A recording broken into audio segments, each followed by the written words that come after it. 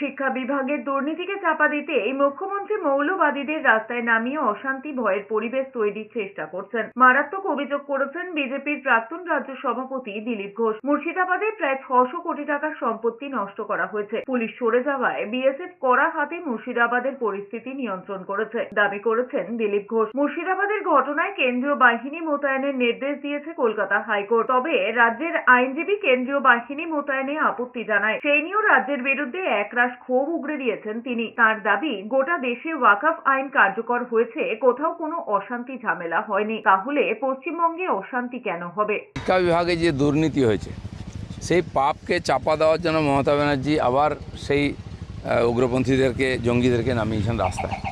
দুদিন ধরে, কাল আর পরশু, মুর্শিদাবাদ জেলাতে যে তাণ্ডব হয়েছে, যে হিন্দুদের দোকানপাট লুট, বাড়িঘর ভাঙা, মন্দির ভাঙা, 600 কোটি টাকা সম্পত্তি নষ্ট করেছেন, এটা চলার পরেও রাজ্য সরকার চুপ করেছিল। পুলিশ সরে গেছে, কেউ নাই। দুদিন ধরে বিএসএফই সব নিয়ন্ত্রণ করছে। মমতা ব্যানার্জি চাইছেন না এখানে হিন্দুরা থাকুক, তার রাজনৈতিক স্বার্থে হিন্দু সমাজকে উনি শেষ করে দিতে চাইছেন। চারিদিকে হাহাকার চলছে, এই পাপের বোঝা বাড়ছে ওনার, এটাই ওনাকে এখান থেকে বিদায় করবে। সারা ভারতবর্ষের তো লাগু হয়েছে ওয়াকফ বিল, কেন পশ্চিমবাংলায় আগুন জ্বলছে? আর সুযোগ পেলে এখানে আগুন জ্বালানো, এটাই মমতা ব্যানার্জির রাজনীতি।